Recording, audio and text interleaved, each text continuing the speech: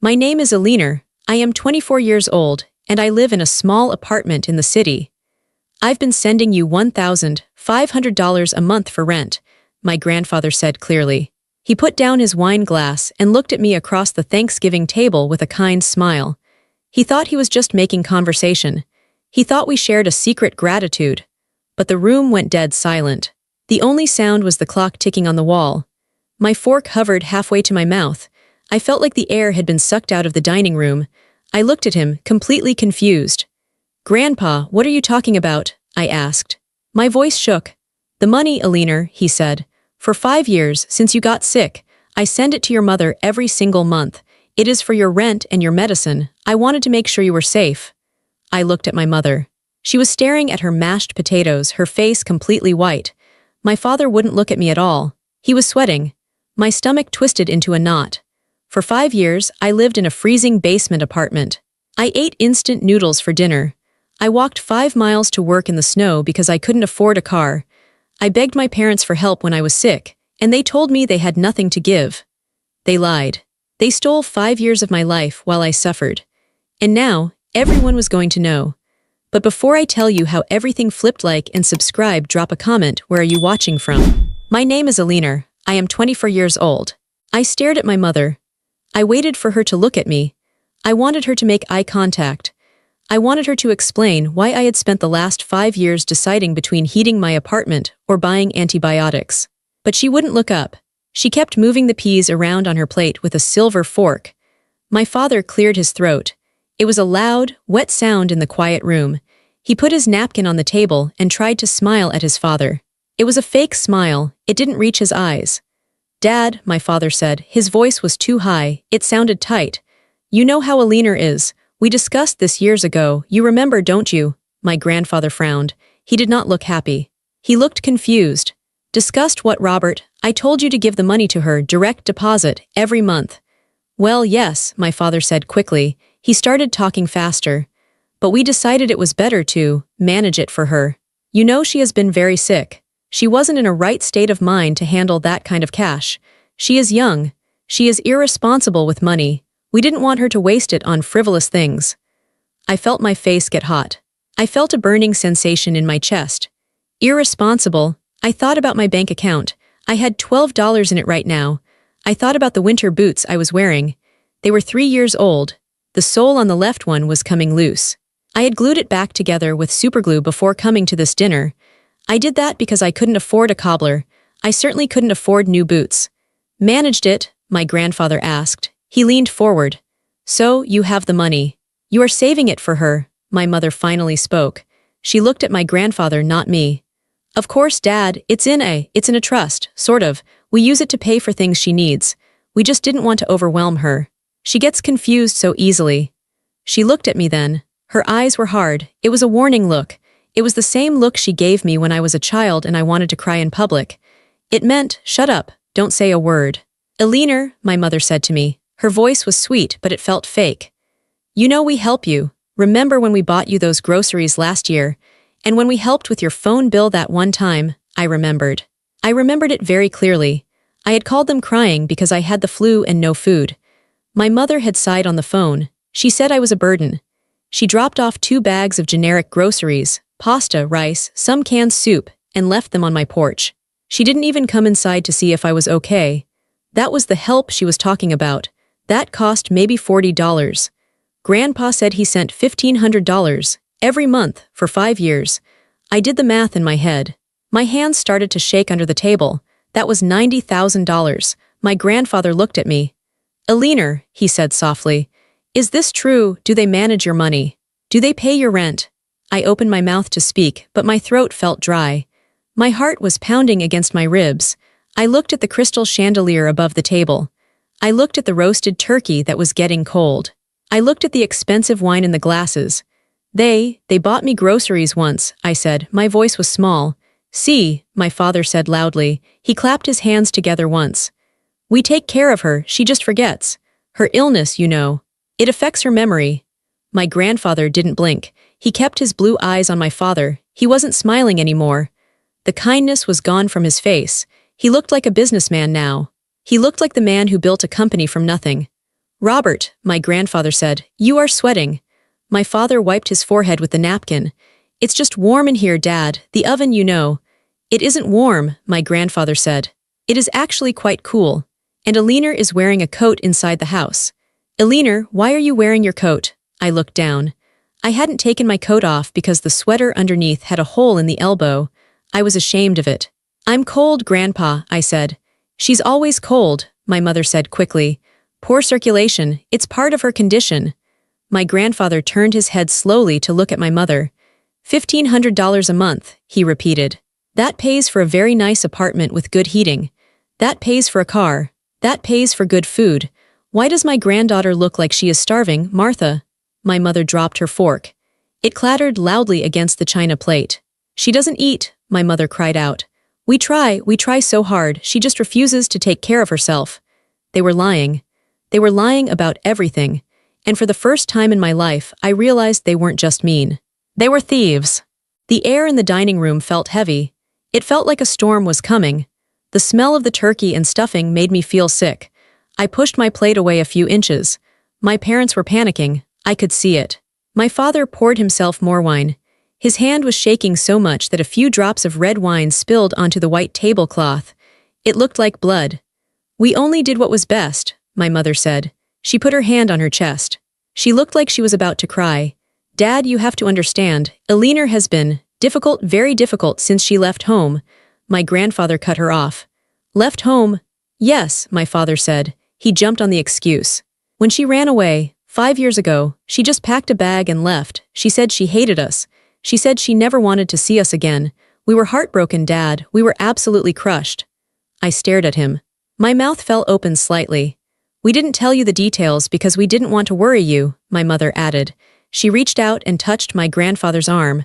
We told you she was sick and needed help. That was true. But we didn't tell you that she abandoned us. She chose this life. She chose to live in squalor to punish us. But we still wanted to help her, my father said. So when you offered the money, we took it. We put it aside. We were waiting for her to come back to her senses. We were waiting for her to come home. My grandfather pulled his arm away from my mother. He looked at me. Is that what happened, Eleanor? Did you run away? I shook my head. No, I whispered. She doesn't remember, my mother said loudly. Her voice was shrill now. She blocks out the bad parts. It's a coping mechanism. My grandfather stood up. He was an old man, over 80, but he stood up straight. He looked powerful. Stop it, he said. His voice wasn't loud, but it stopped my parents instantly. Stop talking, both of you. He looked at my father. 5 years ago you called me. It was late at night. You were crying, Robert. You told me Eleanor was sick.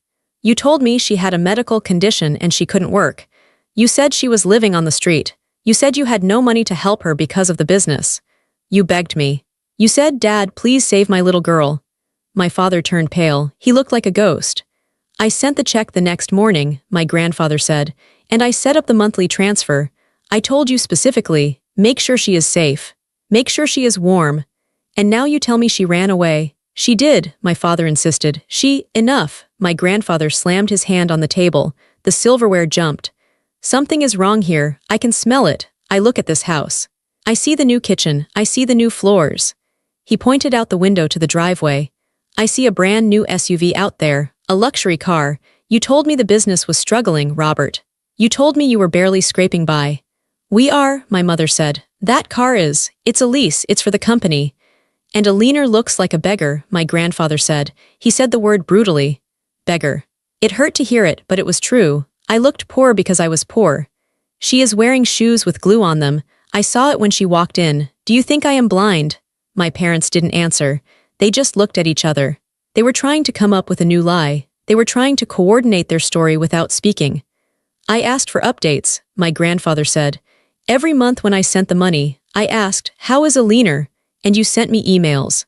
You said, she is doing better. She loves the new apartment. She is eating well. She sends her love. He looked at me. Did you ever send your love, Eleanor? Did you ever write me a letter? I wrote you birthday cards, I said softly. And Christmas cards, every year. I never got them, my grandfather said. I felt a tear slide down my cheek. I had written those cards. I put so much effort into them. I couldn't afford gifts, so I wrote long letters inside the cards. I told him about my life. I told him I was struggling, but I never asked for money. I just wanted him to know I loved him. They must have gotten lost in the mail, my mother stammered. 5 years of mail, my grandfather asked. Lost? The postal service is terrible these days, my father said weakly. It was pathetic, it was so obvious. They had intercepted my letters. They probably threw them in the trash the moment they arrived. They couldn't let my grandfather see them. If he saw my handwriting, if he read my words, he might call me. And if he called me, he would find out about the money. They had kept us apart. They made sure I felt abandoned by him, and they made sure he thought I was doing fine. They built a wall of lies between us so they could keep the cash. My younger sister, Jessica, had been quiet this whole time. She was sitting across from me. She was 22 years old. She looked perfect. Her hair was shiny and professionally colored. Her nails were done. She was wearing a beautiful cashmere sweater that probably cost $300. She put down her fork and let out a loud sigh. She rolled her eyes. "Oh my God," Jessica said. "Can we please stop this drama? It is Thanksgiving." "This is not drama," my grandfather said. "This is theft." Jessica laughed. It was a cold, cruel sound. "Theft, Grandpa, be serious.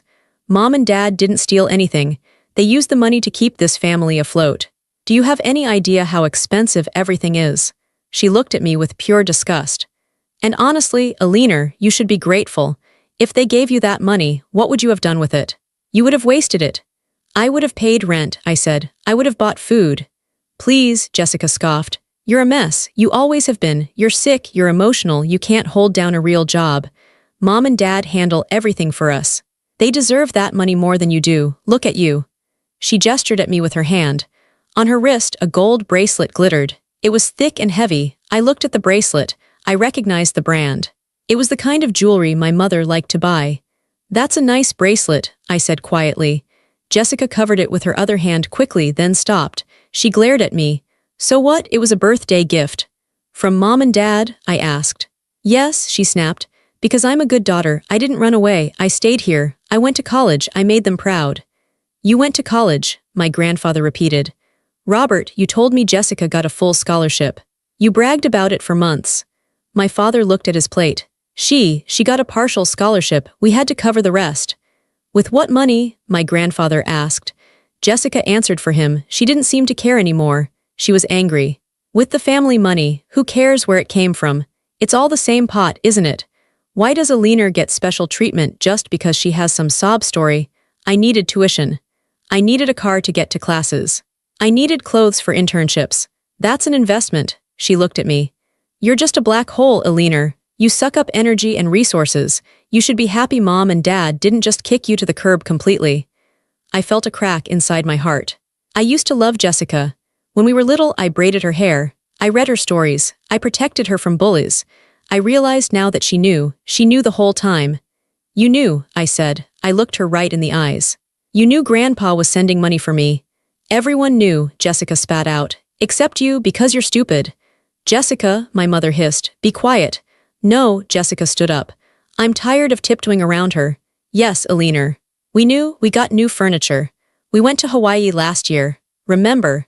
We told you we were going to visit Aunt Linda in Ohio. We went to Maui. It was amazing. And we paid for it with the money because we deserve to be happy. We deal with your drama all the time." I sat very still. Hawaii. They went to Hawaii. That same week, my electricity had been turned off. I sat in the dark for 3 days. I ate peanut butter from a jar with a spoon because I couldn't cook anything. I called my mother that week. I asked for $50 to turn the lights back on. She told me she was short on cash and that I needed to learn responsibility. She said that while she was sitting on a beach in Maui, drinking cocktails, paid for with money meant for my medicine, my sister wasn't a victim of their lies. She was an accomplice. She was just like them. She was eating the fruit of my suffering, and she thought she deserved it. The betrayal hurt worse than the hunger. It hurt worse than the cold. These were my people. This was my blood, and they looked at me and saw nothing but a checkbook they could cash. I stood up. My chair scraped loudly against the hardwood floor. Everyone stopped talking. My mother looked terrified. My father looked defeated. Jessica looked annoyed. My grandfather looked at me with deep sadness and expectation. I didn't yell. I didn't throw my glass. My voice was very quiet, but it was steady. I felt a strange calmness wash over me. The secret was out. I had nothing left to lose. I didn't run away, I said. I looked at my grandfather. I wanted him to hear this. I wanted him to know the truth. 5 years ago, I said, I got sick. I was diagnosed with the autoimmune disorder. I was in pain every day. I was tired. I couldn't keep up with my classes at the university. I lost my part-time job because I was in the hospital too much. I looked at my father. I came home. I asked for help. I asked if I could stay in my old room for a few months until I got better, just until the doctors found the right medication. I took a breath. And you said no. My father closed his eyes. You told me I was a burden, I continued. You told me you didn't want a sick person in the house. You said it was depressing. You said I was lazy. You said, if you want to eat, you work. But I couldn't work. I could barely walk. I turned to my mother. It was January. There was snow on the ground. You packed my bags in garbage bags and you put them on the front porch. You locked the door. I knocked for an hour, I cried. I begged you to let me in because it was freezing. Eleanor, please, my mother whispered. Don't do this. I slept in the bus station that night, I said. I had $20 in my pocket. I didn't know where to go. I was 19 years old. I looked at Jessica. You watched from the window. I saw you. You pulled the curtain back and watched me cry. You didn't do anything. Jessica looked away. She crossed her arms over her chest. I didn't run away, I repeated. I was thrown out like garbage. I got a job washing dishes, I said, because they didn't care if I looked sick. I stood in a hot kitchen for 10 hours a day. My legs swelled up so bad I had to cut my socks off at night. I rented a room in a basement with no windows. It had mold on the walls. I breathed that mold for 2 years. I couldn't afford the medicine Grandpa paid for, I said. So I took half doses. I stayed sick longer. I was in pain every single day. There were nights I thought I was going to die. I prayed for help. I called you, Mom. I called you and told you I was hurting. And you told me to pray harder, I said. You told me God was punishing me for being ungrateful. I reached into my pocket and pulled out my phone. I unlocked it and placed it on the table. I have the texts, I said. I never deleted them. Every time I asked for help. Every time you said no. Every time you lied. I looked around the beautiful dining room, the crystal, the silver, the warmth. You remodeled the kitchen, I said, pointing to the marble countertops.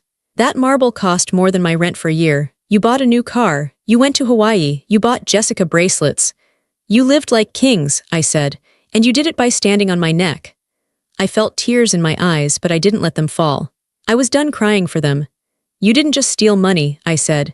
You stole my health. You stole 5 years of my life. You stole my trust. I thought I was worthless.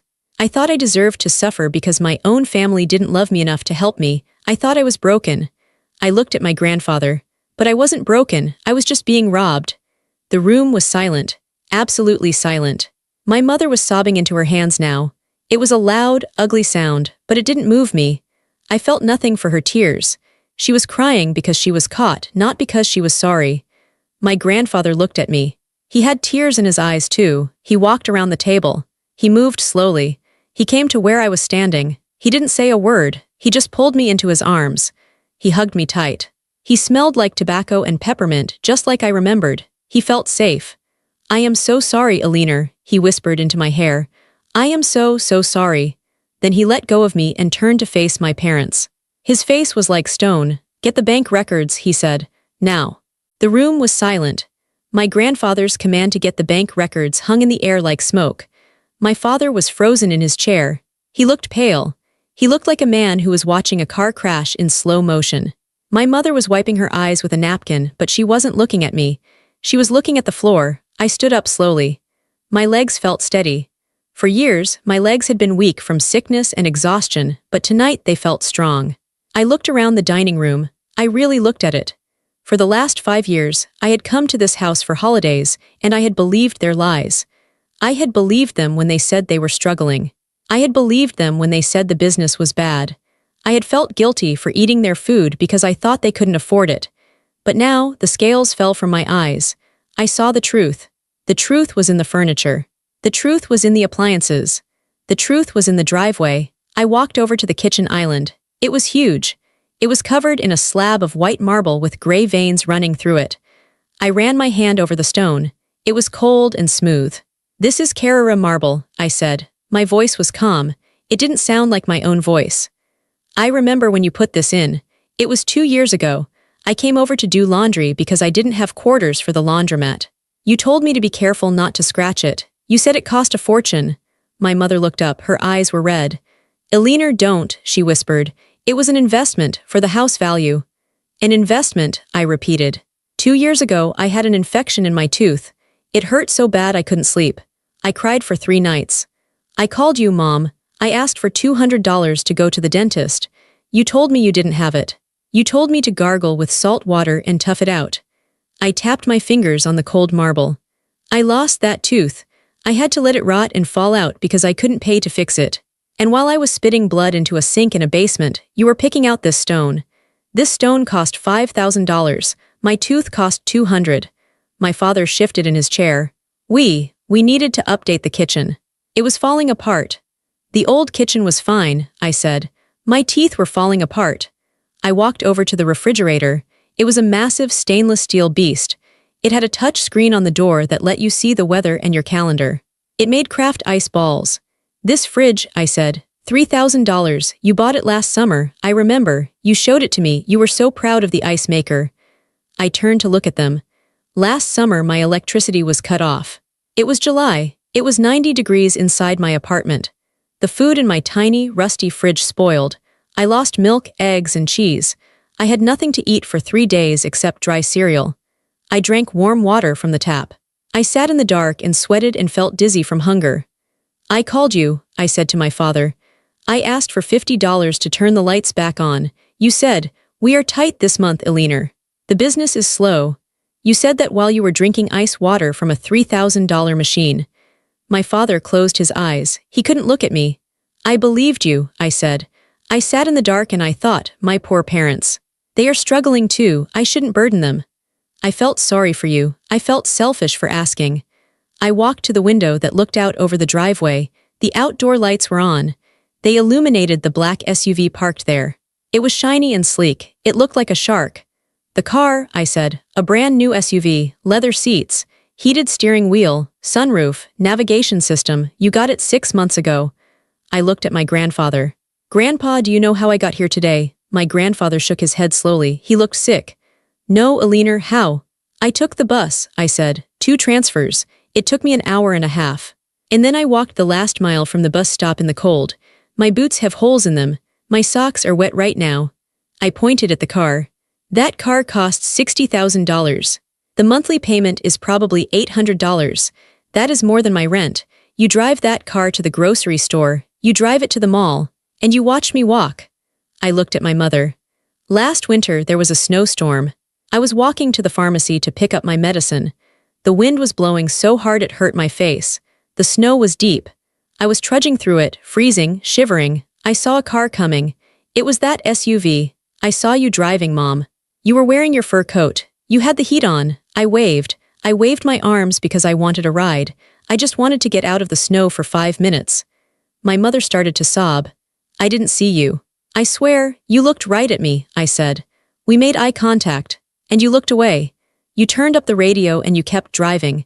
You left your sick daughter in a snowstorm because you didn't want to get the leather seats wet. The room was so quiet I could hear the hum of the refrigerator. The luxury of the house felt suffocating now. It wasn't just a house. It was a crime scene. Every nice thing in it was evidence. I turned to my sister, Jessica. She was sitting with her arms crossed, looking angry and defensive.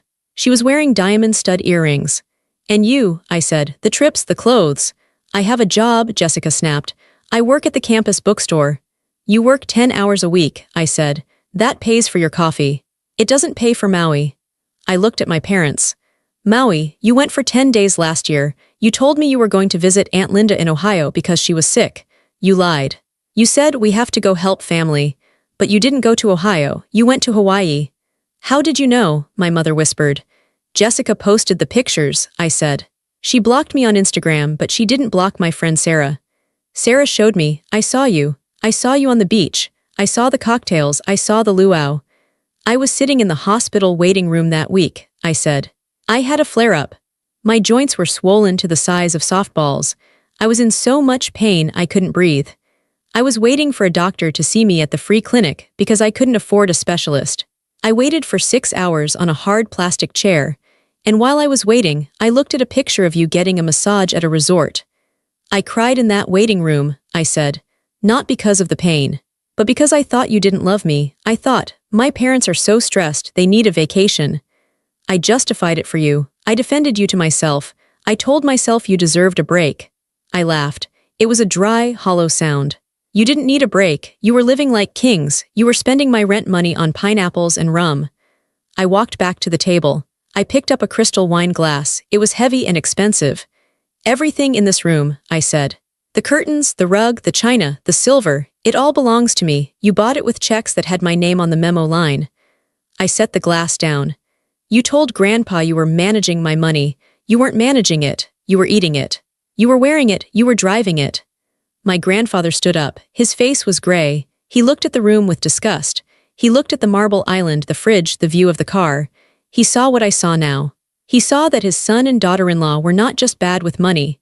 They were monsters. They had watched their own child suffer and starve so they could have nicer things. It is disgusting, my grandfather said. His voice was low and dangerous.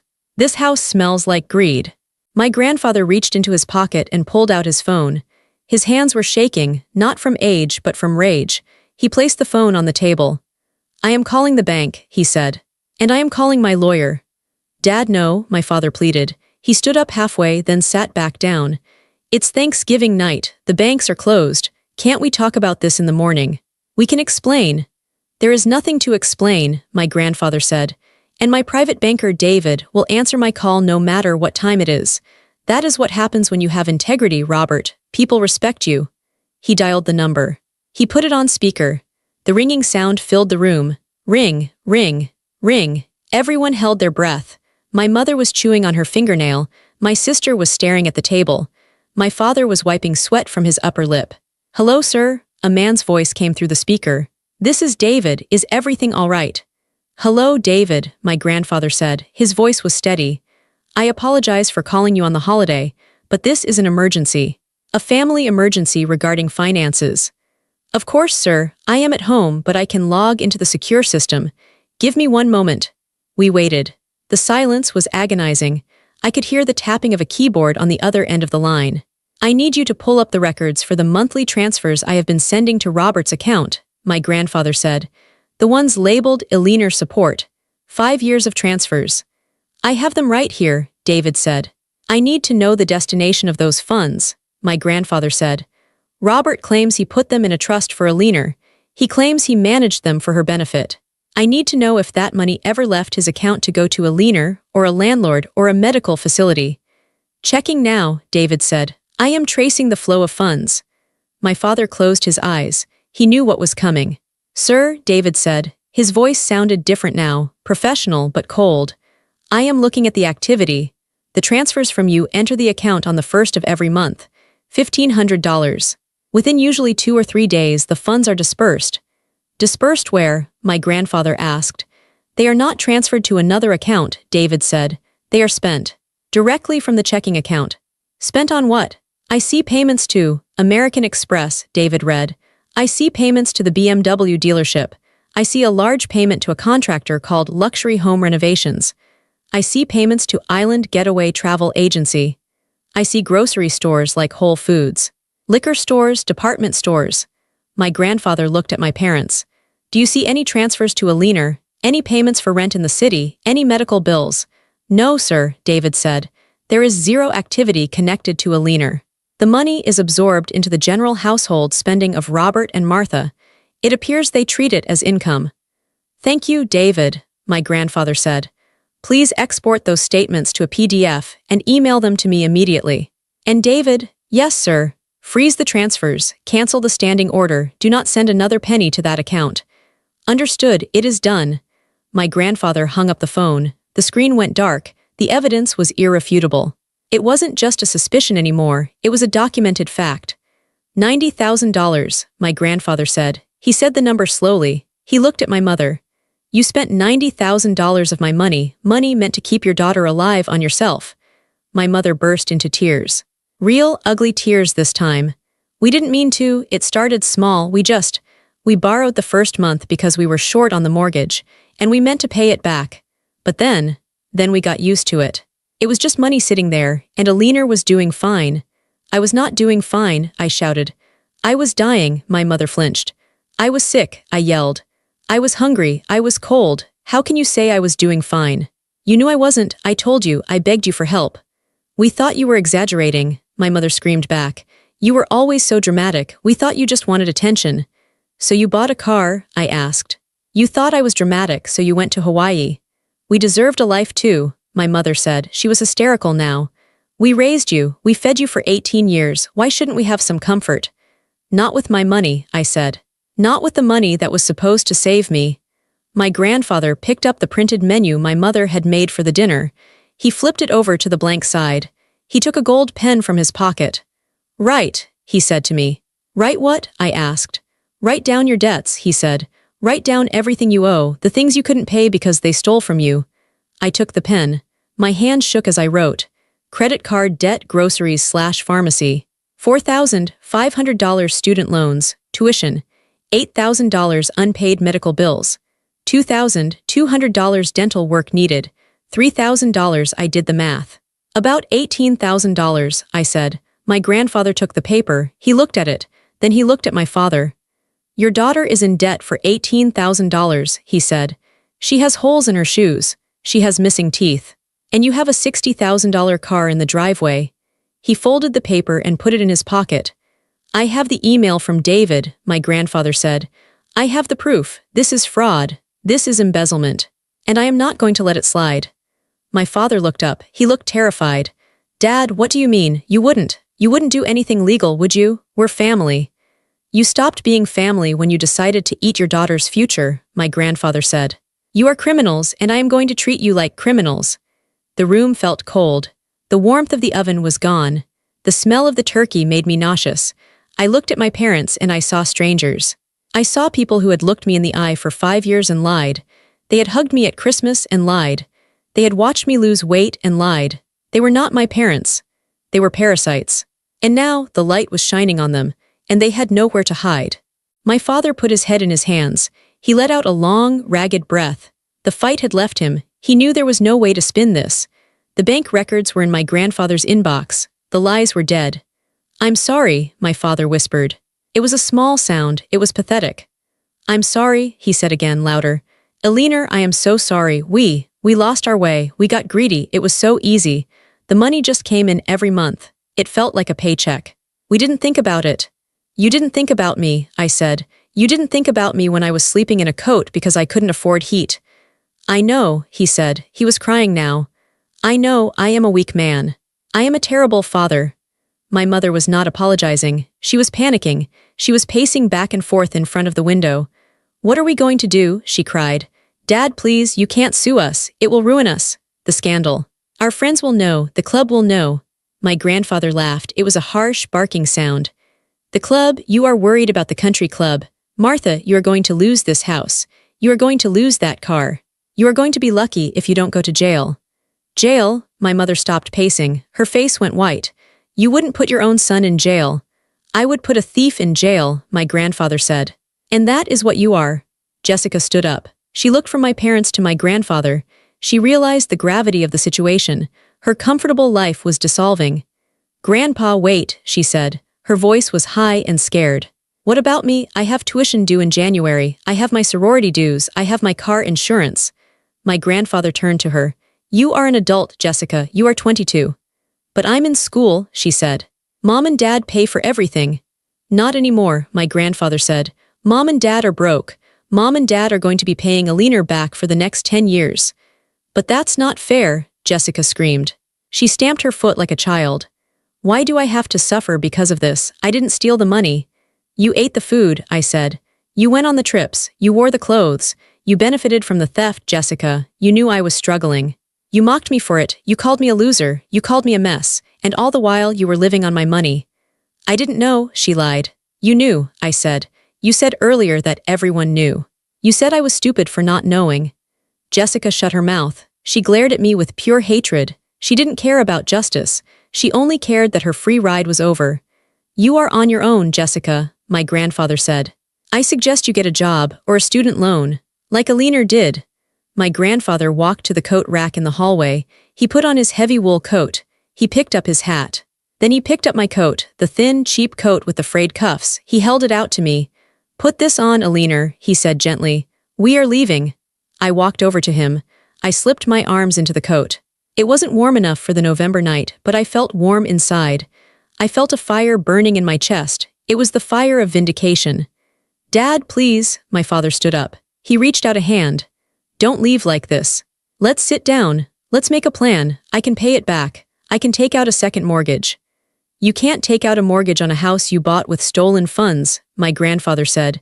"And I don't want to sit down with you. I don't want to look at you." He opened the front door. The cold air rushed in. It smelled like dead leaves and rain. It felt clean. "You have broken my heart, Robert," my grandfather said. "I trusted you to take care of your child. It is the one job a father has. And you failed. You didn't just fail, you preyed on her." He took my hand. His grip was strong. "Come on, Ellie," he said. We walked out of the house.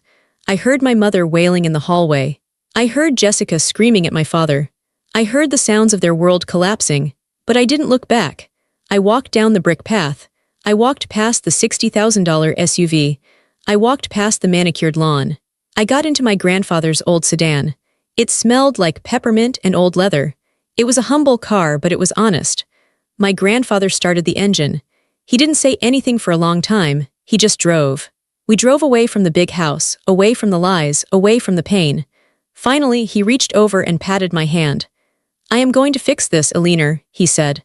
"I promise you, I am going to make them pay back every cent. And I am going to make sure you never have to be cold again." I looked out the window at the passing streetlights. For the first time in 5 years, I didn't feel alone. I didn't feel like a victim. I felt like a survivor.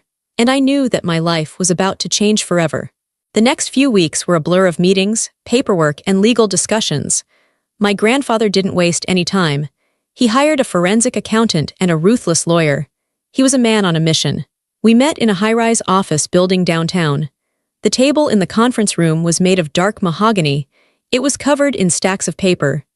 "The case is clear-cut," the lawyer, Mr. Henderson, said.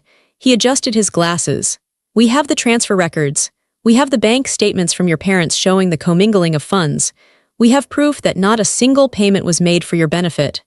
I sat there, listening. It felt surreal. My parents were being discussed like criminals. "They have requested mediation," Mr. Henderson said. "They want to settle out of court to avoid the public record. They are offering to pay back $50,000 over 10 years. My grandfather slammed his hand on the table. "Absolutely not."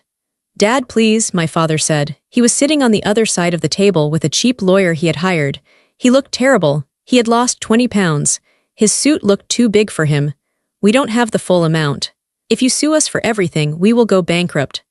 "Then go bankrupt," my grandfather said. "You stole $90,000. You will pay back $90,000, plus interest, plus the legal fees for this meeting."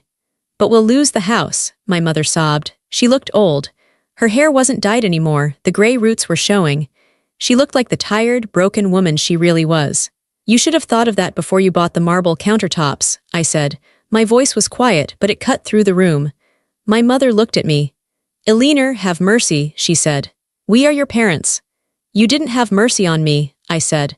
"When I was sleeping on a mattress on the floor because I couldn't afford a bed frame, where was your mercy? When I was walking to work in the rain, where was your mercy?" The mediation failed. We went to court. It wasn't a long trial. The judge was a stern woman with gray hair. She looked at the bank records. She looked at the photos of my parents' vacations. Then she looked at my medical records, which showed the dates I had gone without treatment due to lack of funds. The contrast was sickening. The judge saw it immediately. "This is a case of egregious breach of trust," the judge said. Her voice echoed in the courtroom.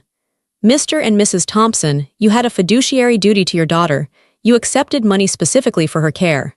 Instead, you used it to fund a lavish lifestyle while she lived in poverty." She looked at them with disgust. "It is rare to see such greed within a family. You preyed on your own child's vulnerability." The gavel came down. The judgment was total. My parents were ordered to repay the full $90,000. They were ordered to pay $15,000 in interest. They were ordered to pay my legal fees. They didn't have the money. They had spent it all. So the seizures began. I watched from a distance as their life was dismantled. The house was put up for sale. The for sale sign in the yard felt like a flag of victory. The new kitchen, the new floors, they would all belong to someone else now. My parents had to move out. They rented a small, two-bedroom apartment in a bad part of town. It was ironic. It was the kind of neighborhood they had forced me to live in. The SUV was repossessed. I saw the tow truck take it away.